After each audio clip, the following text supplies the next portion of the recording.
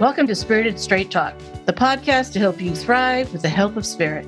I'm Deb Shepard, psychic medium, spiritual teacher, and author. Each week, I bring new insights to help you heal from loss, connect with spirit, and turn setbacks into triumphs. So let's get started. I'm very honored and grateful that this friend of Dana's family is willing to come on to our podcast. This is not our typical podcast of insights and ways of intuition. However, this is huge, insightful information. Mona is a person that is making some tough decisions in her life. She has chosen to make some choices that maybe not everyone would agree with or understand. And I thought that this was imperative to share because if you're supporting a family member in your life and you may not agree or get the full picture, Mona shares this. So I really think this unique story had to be shared with her audience. Mm-hmm. And she shares how you can support somebody from her perspective who's going through serious cancer diagnosis and end of life. She shares from her perspective how she wants to be supported. And things that we say that we don't understand. It's a beautiful story. I hope you really enjoy it and appreciate it and get a benefit and maybe share it with others that could also learn from it. First and foremost, of course, Dana and I want to be in such gratitude that Mona, you're here visiting us and you are not here in Colorado. So tell us where you're living right now. I live in Frankston, Texas. It's about 35 minutes south of Tyler. And if no one knows where that is, it's kind of between Dallas and Shreveport, Louisiana. Thank you. And it's probably not snowing there right now like it is here in Colorado. It's super beautiful, like it really often is, except for August when it's hell on earth. And that was a good time to be in Colorado when we saw you last. That's right. That's right. Well, for those that are not seeing you on video, first of all, you look drop dead gorgeous right now. So if anyone was thinking, oh my goodness, Mona is sick, I can tell that's not truth at all. You look hot on so many different levels. So just FYI there, and with all your beautiful colors and makeup and things like that. But the first thing that we want to start with is tell us a little bit about your journey and then your diagnosis. And I think also would be great for our listeners is your age, because I think that has a lot to play into it as well. And seeing how gorgeous you look and young you look, I want people to understand those things that come in to probably some of your decision making, as well as what people may say or tell you along the journey as well. So if you want to share a little bit about. Well, I have something to say first. Okay, go right ahead, Miss Dana. Well, I was just going to say is I've known Mona for, probably 30 years, Mona? 30, 40, 30, yeah. 35 years? 35, yeah. Yeah. And you look the same as when I met you. So I want to know what anti-aging that you're using. Yeah. I mean, it's true. It's absolutely true. And so, thank you. As we talk about this, it's basically, in my view, you haven't changed. And in my view, your attitude hasn't changed. Positivity hasn't changed. As I said, since I met you. You're just a great light. So now you get to share. Yeah, share us about how you got to this place in your life, in your journey a little bit. I have 4 grown daughters. They're all in their 30s. And I raised them pretty well alone. I was just married the second time for 2 years, just long enough to make 2 more babies. And then realized that my husband's happiness that I thought was happiness was really just borrowed from me. And once we were married and together for a while, I realized that he was a very, very sad, very depressed, very sort of a victim.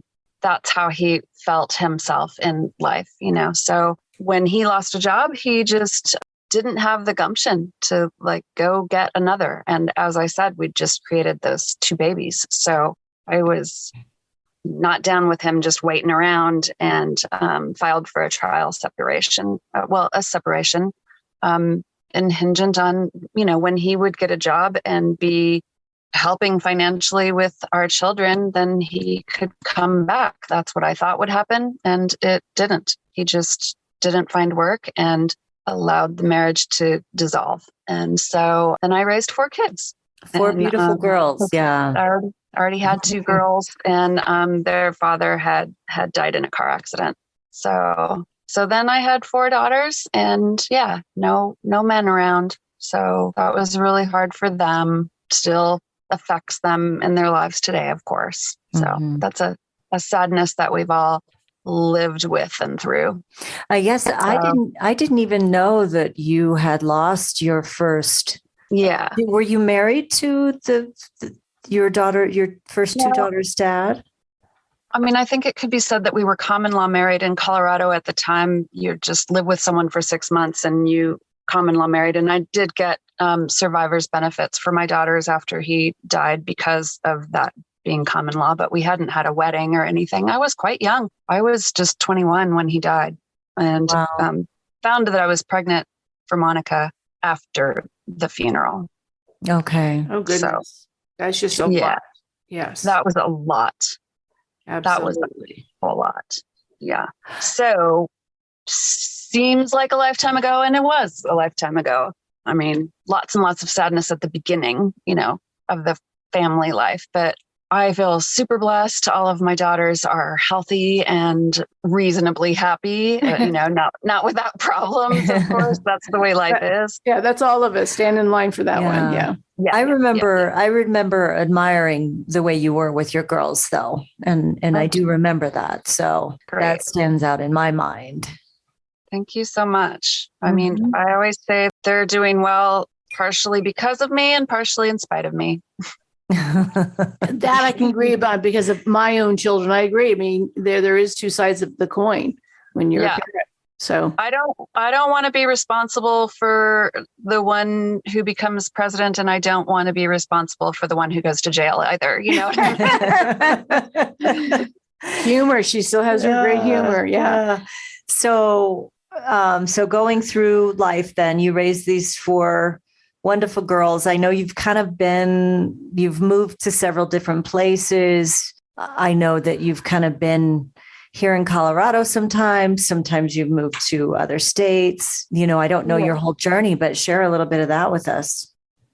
Well, I mostly lived in Colorado and raised the girls there until they were about to go to high school. And I really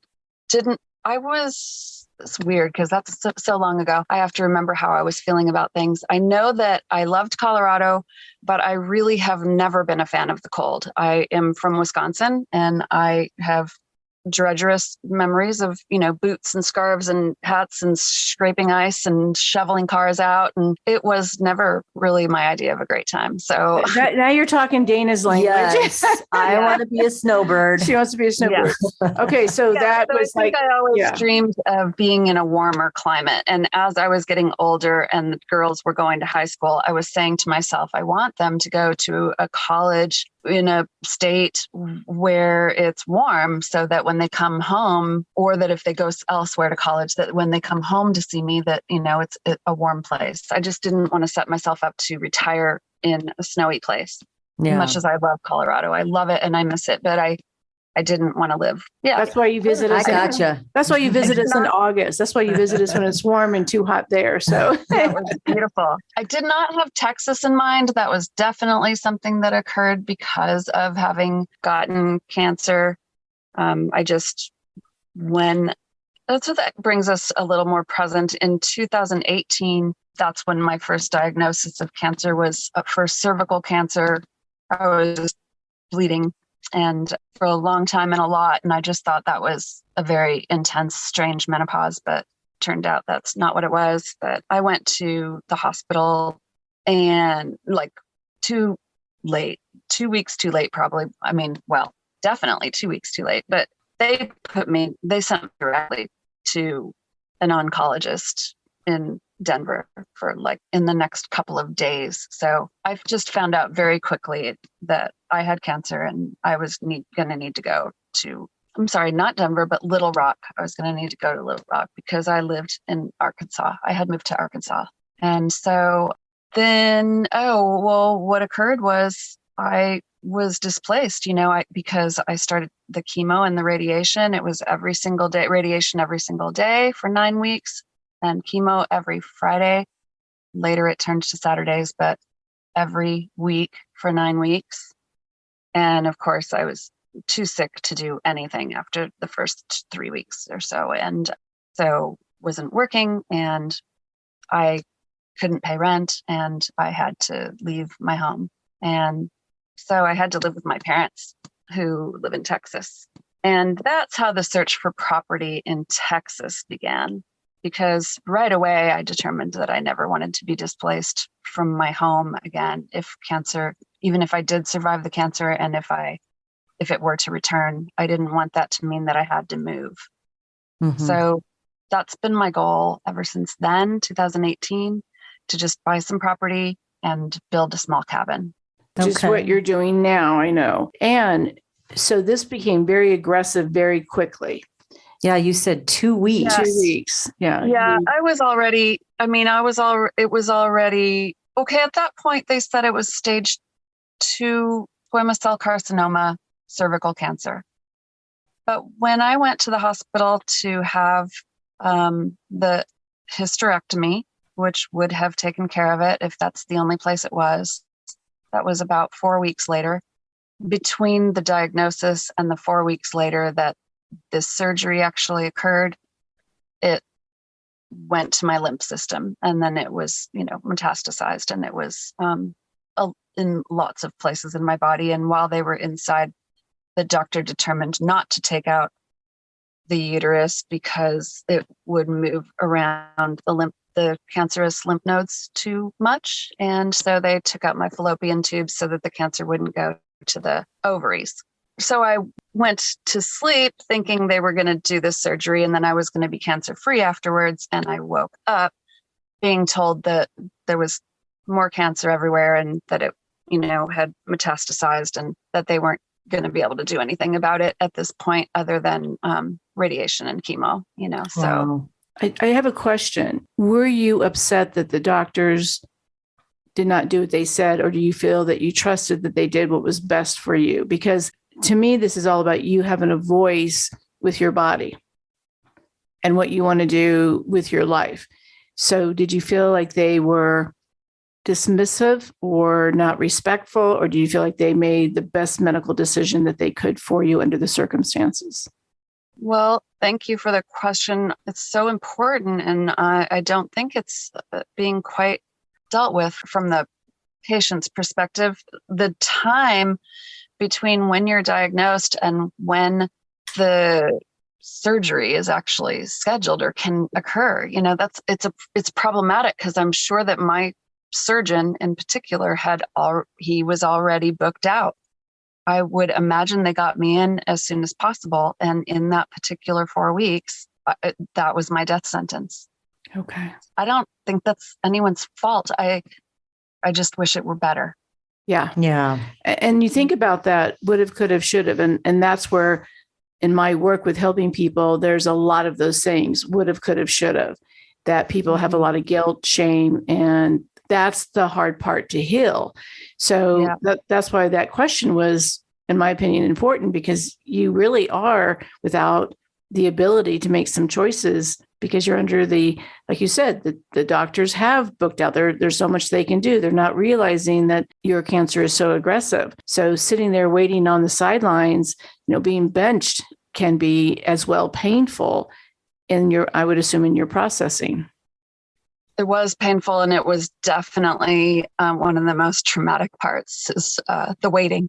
Mm-hmm. That's true. Yeah. Okay. So did you get a clear bill of health? Did you go through the radiation? Did you do traditional Western medicine, or what happened from that point? That was so difficult to endure physically. The pain and the poison and the sickness that comes along with being poisoned, and not being able to eat food, and not even being able to swallow water, feeling very thirsty. But if you just have a swallow of water, then vomiting commences again. And so you just hope and pray day after day that you can just drink enough water to not be so dehydrated that all of your organs hurt worse. You know, mentally that if you were more dehydrated, that things wouldn't hurt so much, but you're physically incapable of holding down water. So that is serious mind something. I don't know how you say that other than you that can is, say it. Yeah. Remember, we're okay to say whatever words you want to use here. Yeah. But I think I think that's, again, you're having to surrender, but you're a very powerful woman. You've raised 4 daughters by yourself, and then you can't have any voice or control of your own situation, your own health. So again, that pain that people don't see, you just have to probably suck it up and get to the next day, I would imagine, is part of it. Yeah. And in the meantime, what makes that worse is in the meantime, you've got doctors and nurses snidely sometimes, well, you need to eat, dear. You better get through and they're handing you apples. Listen, motherfucker, if I could swallow anything right now, it wouldn't even matter what it was. I would eat it. I would eat anything right now if I could, and so the snide comments and assumptions are another thing that, you just have to deal with. And it does make you feel and literally get isolated because you're speaking the truth and no one believes you. Just how heinous it is that, to be poisoned and burned is going to cause such upheaval in your body that you can't maintain. But from the outside, as you were saying, I may look good. I may look okay. Mm-hmm. Yeah. And people are just like, your doctor said you're dehydrated, so I really want you to drink more water. And you're like, ooh, I really want to chuck something at your head right now. Yeah, absolutely. So did you ever get a clean thumbs up? Like, yes, you fought this. Yes, you've conquered it. No, the thing is that after those 9 weeks, they wanted at that point to put, I'm not going to remember the word, but it's an implant of device that releases radiation. They wanted that right on my cervix. And then it would, I don't know how they are in control of it, but it would release radiation for 3 more times. They wanted to do that 3 more times. And it would just be once a week for 3 weeks. Mm-hmm. And I instinctually knew for sure that my body could not take another thing. As I was saying, I wasn't able to drink water. So I was like, and no poop to speak of whatsoever. I had just had diarrhea for 4 full weeks. There was no, so I just knew that I needed to be able to drink water, stay hydrated. And I felt sure that until my body could make a solid poop, that just seemed to me a really good sign of a normal thing that I should be able to do. And if and when I could do that, I was willing to do more in my mind, but I was not willing to do anything more at that juncture because I believed it was killing me. Okay. And in a sense, it was. Absolutely.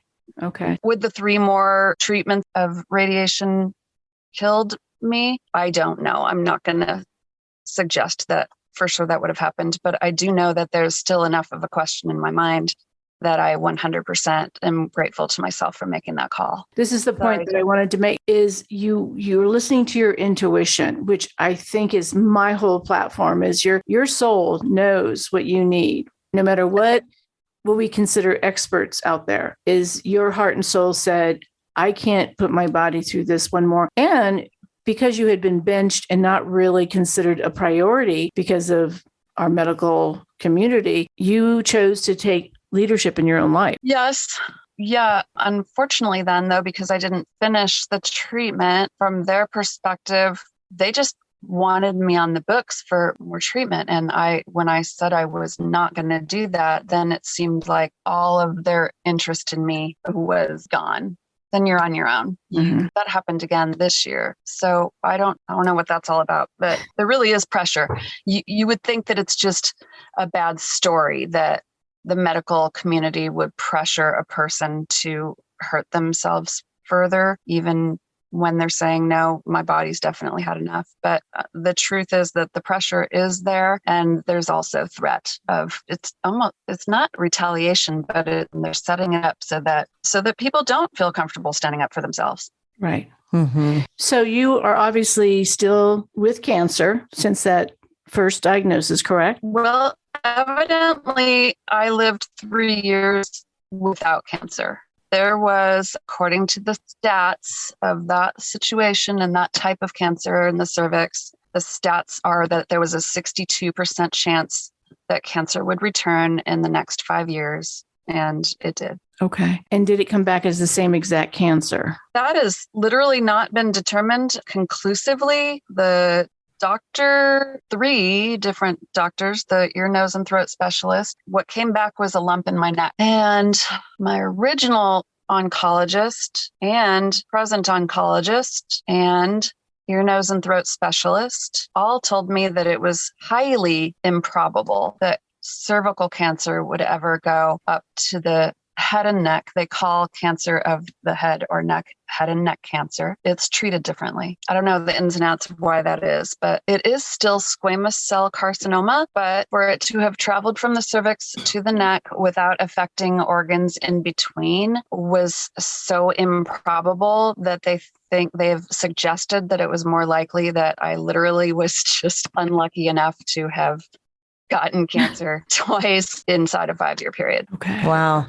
And the squamous cell carcinoma is what I had as skin cancer and removed in my head, but it was just on my skin. So that's interesting that it travels inside your body that way. If you catch it, it is a highly treatable cancer if it's caught early enough. Okay. And in my case, it wasn't. So from this point on, to kind of catch everyone up, is you've chosen not to go back to the traditional Western medicine of chemo and radiation this time around, for sure.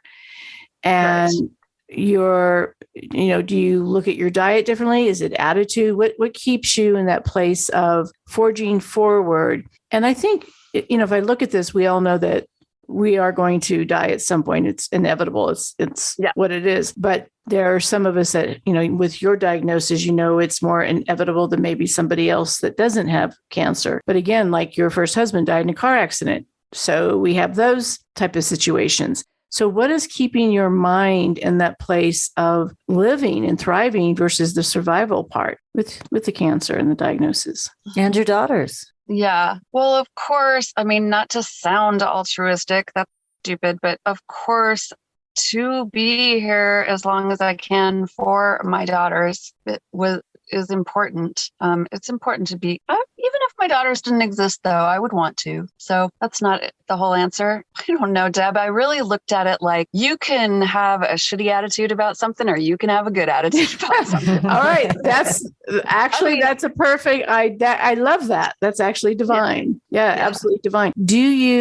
I have a certain belief system. I was raised one way, but believe completely different than that. Do you believe there is an afterlife? Do you believe that there's a heaven and hell? Do you believe in religion? What is it that is that faith-based, or is it just, I really don't know, and I'm just living my day every day the way I want? Yeah, I don't know, and I'm honest and smart enough to say that I don't know. And I've been okay with that since I was about 25. I was like, there's, something running things. I don't have any control over it. Nobody else does either. But I like nature. There's a season for everything. And you can see that things die and then they come back. And it's all magic. There's so much wonderment to life. Mm-hmm. There's so much that's magical and inexplicable that I don't know how anybody could deny a sacred spiritual realm from whence everything comes.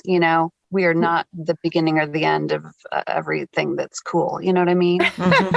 what I'm enjoying, Mona, and we've never really got to have a deep talk, it's just mainly social, but you did inspire me, is you don't have the fear. It's pretty much, I'm going to live the best life I can, no matter what's going on in the world or what people are thinking or saying, or what my diagnosis, the label that society has put on me or the medical community, is that you're just living life, which I think many people don't do, even if they're not diagnosed with something. Yeah. Well, specifically with regards to the struggles in the medical community and being a cancer patient, I think that there's so much that happens to cause a person to feel not powerful and to feel like things are being done to them and not for them, and to just the sheer amount of what you have to endure physically, people just, smiling at you while they miss your vein for the fourth time, things that you endure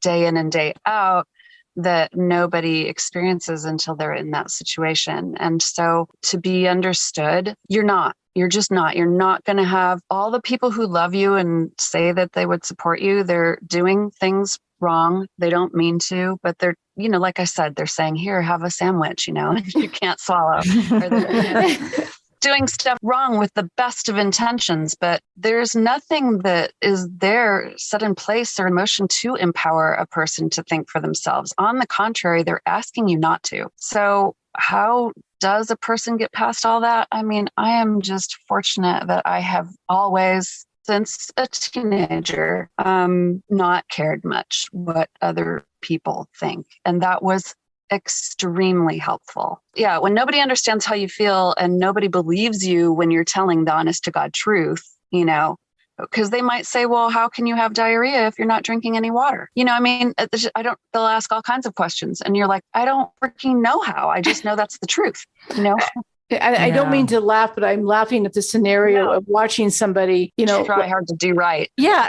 And so this is the other thing is when people are maybe saying, well, you should do everything you can to be here for whatever reasons, well, you're giving up, or is this considered suicide? Whatever people may say. And I'm not sure if that's the case or not. Yeah, there's all kinds of guilt and shame.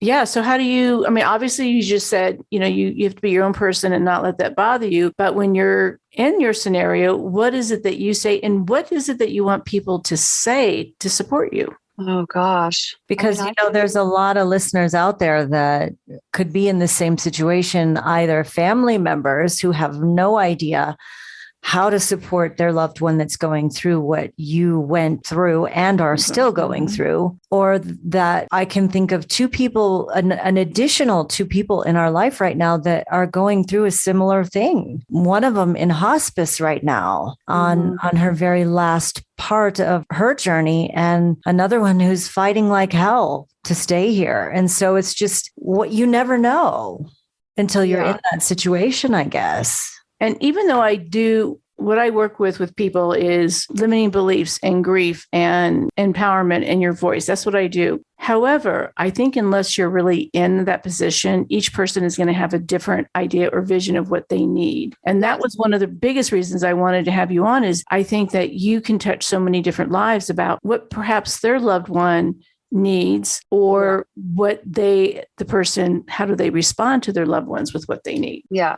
I love that idea. I love the question. And I would love to be effectual. I think there's so much to be misunderstood about cancer. And then just because somebody's uncle had this type of cancer, and it doesn't mean it's applicable in this situation. You'll get all kinds of advice about what you should eat or shouldn't eat, and what you should drink and shouldn't drink, and whether you should exercise or be still. Literally was told not to go to the gym because, if you've got cancer in your lymph system, you shouldn't be running. And I'm like, whoa.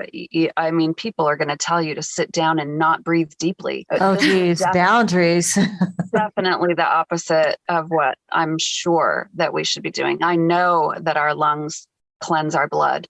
That's how it works. And so you've got to breathe. Exhaling deeply removes toxins from your body. So just it'd be great. Unsolicited advice, huh? Well, I think it's good if everybody knew more about that. But they don't. But what I was saying is that so many different types of cancers have so many different ways to respond to them. And back to the real answer for friends and loved ones, what they can do, this really is a matter of intimacy.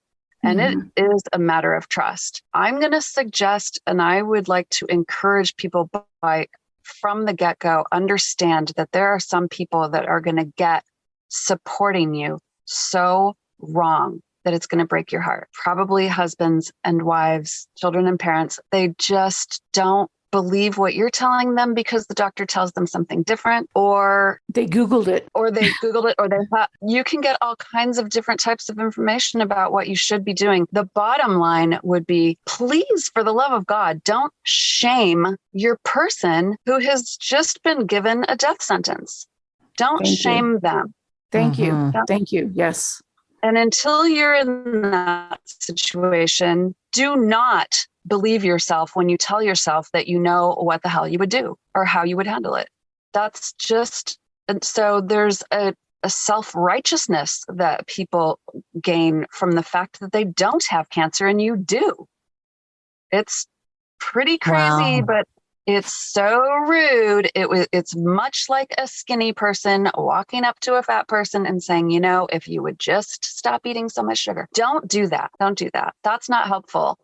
Assume that if someone's trying to stay alive, they're trying to do their very best. They're trying, and they may need more information about what a healthy diet is, and they may need that type of encouragement. But please find a way to offer those suggestions, such as just a note in an email, but don't make it personal, and don't just say, I'm going to send you some stuff when I come across it because it makes me feel better to do so. Please don't take offense. Perfect. I love that. That's lovely. Because I think that's exactly it. It's we want to be able to be supportive, but each person's different. And I don't want to say, well, I know what's best. I want to say, I just want to let you know that I want to be helpful. And if it isn't, then let me know too. But I think when you don't even have a voice in the medical community, you don't feel like you have a voice with your body's fighting itself. And then you have this group of people that are then telling you, or like you said, shaming you on top of it. You're doing it wrong.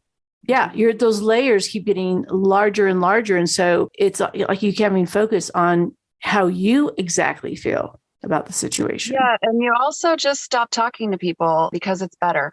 It's you stop, you really do pull away, and then of course it's assumed that you're giving up, like you said, Deb, like the whole, if I take an afternoon where I don't answer my phone, it's because I've given up, and get off of that. I don't know what. Well, whether you have cancer or not. Nobody wants to die. Some people do get to the point where they feel suicidal because they're in so much pain. Yes, but it's not that they want to die. It's not that they want to give up. It's that they literally don't see a way through their pain right now. Help them with their pain management. Whatever they tell you makes them feel better. Listen to that. Yeah. That makes sense. Yeah. And make the things available. So like, I want you to eat tomato soup. Well, bring it to the house and leave it there, but don't all the pressure and the pushiness. That's just so unwanted. Trust me, if I could be eating, I would. So the other side of this, what has been shared with you or done, or what advice through it all that you've been given that has been truly gifts that's helped you? Or what have you told yourself in this journey that gave you the ability to still continue to be inspired? And even like right now, you've got that spunk. Yeah. This inspirational spunk. And I'm thinking it would be so hard for people to say, well, she's not really sick. And that whole judgment that people go through versus you've got so many other things about you other than that one label. So what is some advice? What are some things? And that just struck a chord too. It's like, this is like the least interesting thing about you is your death. You know what I mean? And yes, cancer is horrific. What you're dealing with. You know that you're going to die sooner rather than later because of maybe not. Yeah. Right. But that's not the most interesting thing about you.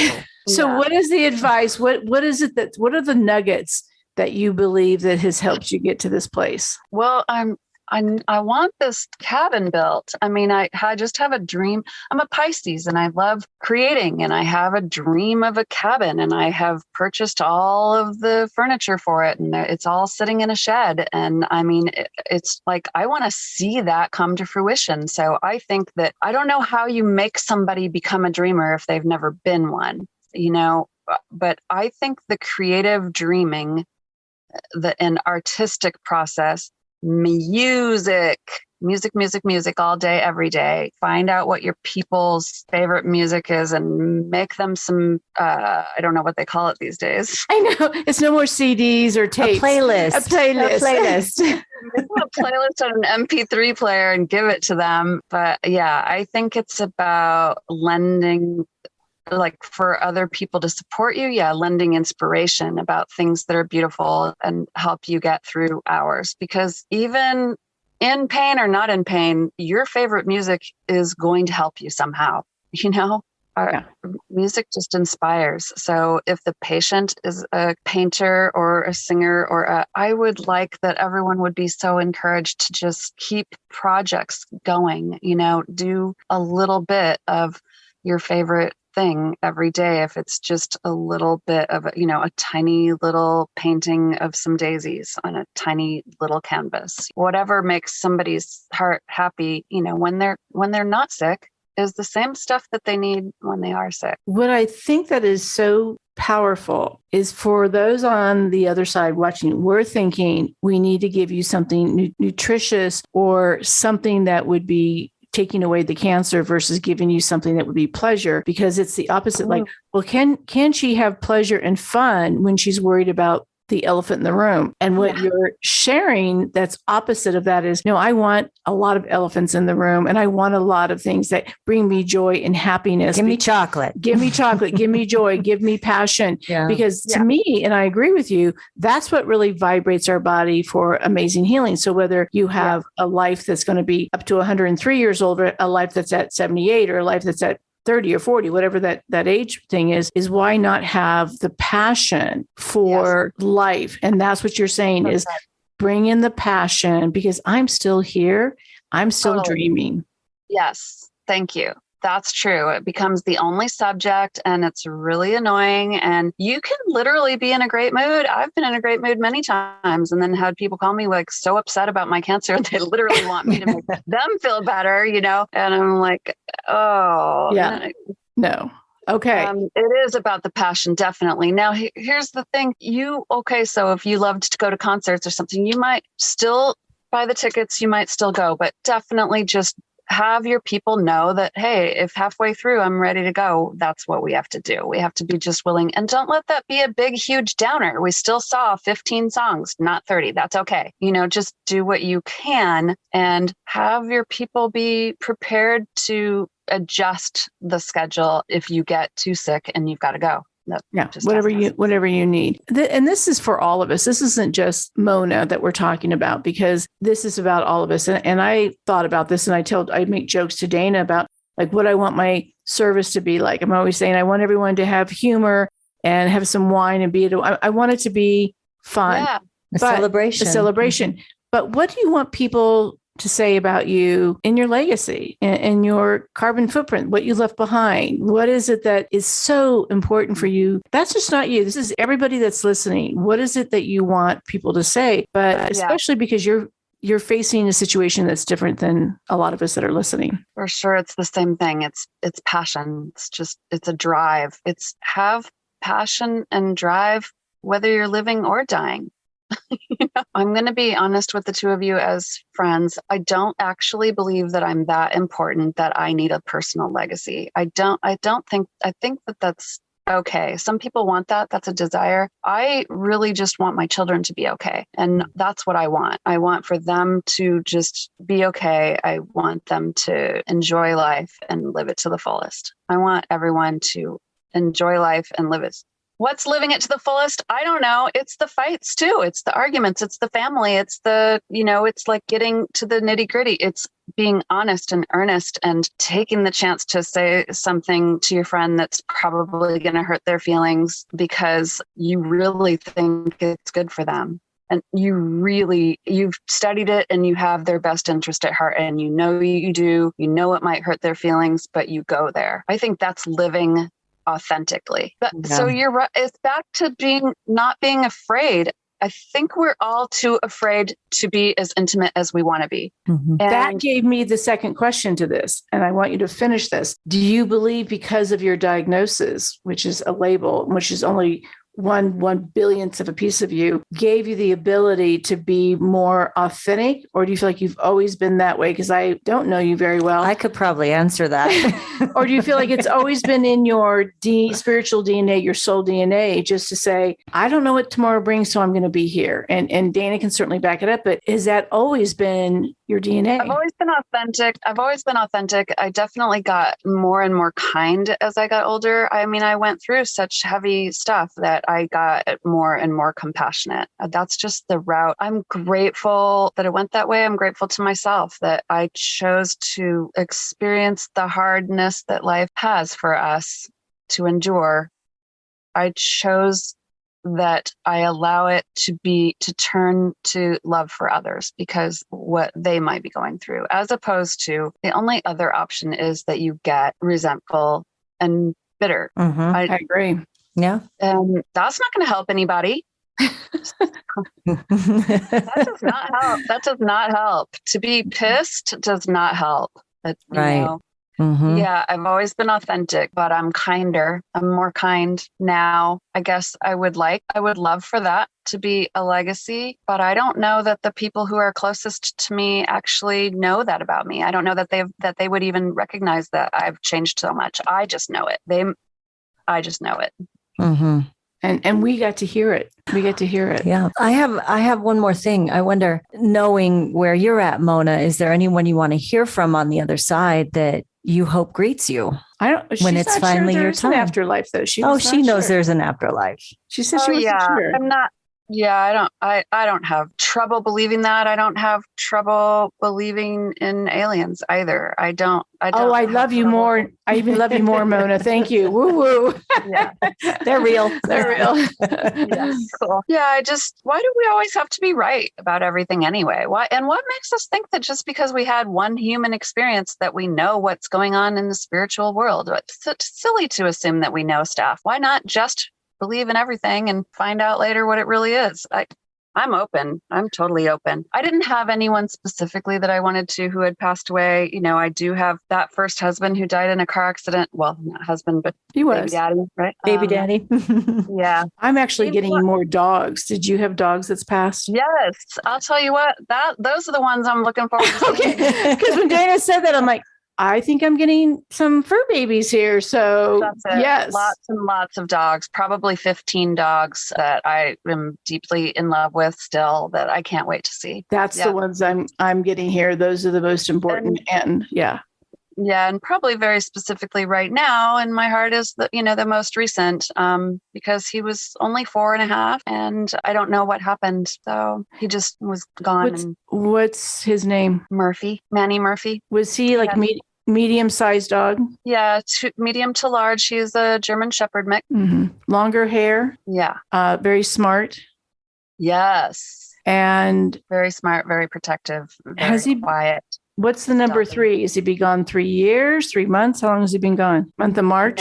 No, but the dog I have now is 3 years old and he has 3 legs. I'll go there too then. So you still have your fur babies. I actually feel that there was an accident that occurred for this dog. I think he was shot because he would chase cows. And I think he moved to an area where there's lots of cattle. And I think that's what happened. I get something like wrong place, wrong time. But I will also tell you that the dog loved being free. So exactly.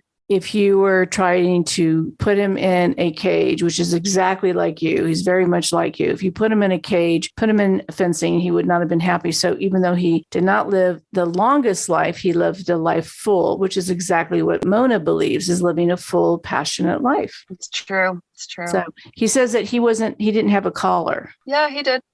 Yep. And it had his phone number on it. So yeah.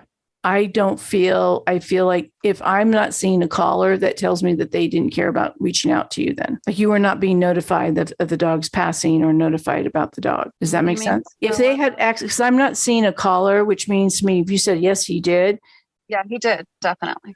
That means that the person that took the fur baby's life did not reach out, because if they saw the identity but didn't let you know. Yeah, exactly.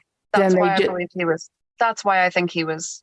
Okay, so that's just probably for validation. Any other way, he might have been found by any other accident that was fatal. It seems that I would have received a call. Exactly. And was it while you're living where you are right now? Mm-hmm. Because I feel like if it goes northeast is where it happened. Would that validate where he may have been? Well, that tells me another thing, because northeast is the lake. I'm right next to a lake. So I guess there's a possibility that he fell into the lake, and I don't know why he wouldn't have been able to get out, but I don't feel like a drowning. I feel like it might be somewhere in that location. So if there is a ranch further from there or that kind of a thing, that could have been where it was located. Okay. Any last things of wisdom that you would like to tell our audience? Yeah, it's simple. It's a simple thing, but it would have meant a lot to me / would still mean a lot to me if people would allow me to be in a good mood. If when they call, they would say, "How you doing?" like they always did, instead of "How have you been feeling?" It's two very different things. This is good to know. Mm-hmm. This is actually very educational for me because I think it's really being honest with what people need. It's like when someone's pregnant, I never tell a first-time mother about my deliveries with my babies because they were traumatic. Yes. And so it's being like people like to share their stories and saying, well, this is what happened to me. They think they're helping you versus, hey, Mona, how's it going? How's the construction? So many people who specifically tell you about their relative who had cancer, and sometimes it's the same kind of cancer you have, and you're like, "Oh, how are they doing?" And they're like, "No, they died." Yeah. Maybe just don't bring it up. Right? Yeah. Just go, I was fine. Do that. I was really good until you asked and told me that story. Oh my gosh. Really, it was a hairdresser that I hadn't known. You did that. I mean, like everybody wants to tell you about I don't know. It triggers people. It just, especially if they lost someone close to them and and cancer comes up, sometimes they just start crying. Wow. It's hard. Yeah. It's hard. I know that our audience has a lot more questions, but I am forever grateful that you were willing to come on and share because me too. I think part of this, when I'm telling Dana that I wonder if Mona would come on to our podcast, she goes, really? What's like, not questioning. I said it more like, really? Really? It wasn't negative. It was like, what was my intention? I said, I have so many people that wonder if they should have said or done something different for their loved one. I said, Mona is a powerful woman that has made some strong choices. And I want her to have a voice for those that never had a voice or felt that they weren't heard. Mm-hmm. And I truly believe that's what you've done today. Thank you. Good. Yeah. Mm-hmm. And so it's not like I'm morbid or anything like that. I just felt like it was a powerful way to express someone going through it versus someone on the outside, even someone that does grief counseling or is in hospice. I'm not sure if they really truly know what to say because they're not the individual. And you may be very different than somebody else. But what I'm hearing is ask the questions, listen, ask. Mm-hmm. And don't shame them. And don't shame them. Mm-hmm. Yeah. So the takeaway for today is, how can I support you? Mm-hmm. That's what you asked. Yeah. And you bring in some humor, some great music, and some painting or whatever it is that's pleasure and fun. Okay? Yeah. Exactly. We are in gratitude, Mona, for you joining us here on Spirited Straight Talk. And we're going to post a link along with this episode because, Mona, I know you're trying to build your dream home, which is a small cabin by a lake in Texas with a tiny porch. And so if anyone wants to... I don't know, the porch looked bigger than the whole house, is what I said to her. I said, Mona, that is a damn big porch I'm noticing there. Yeah. But if anyone would like to support you in this endeavor so that you can leave, this is the legacy I know you want to leave for your girls, is for this little place where they can come visit. And that's darling. Yeah, thank you so much. Take a peek for the link. Much. Thank you. Okay. Thank you for listening to today's episode. I hope it inspired you. If you enjoyed our conversation, make sure you subscribe so that you get notified of new episodes. And let's get connected. Visit debshepard.com for more insights, support, workshops, and a book a session with me. And finally, always remember, your loved ones in spirit are just a thought away. Even though they're on the other side, they're always by your side.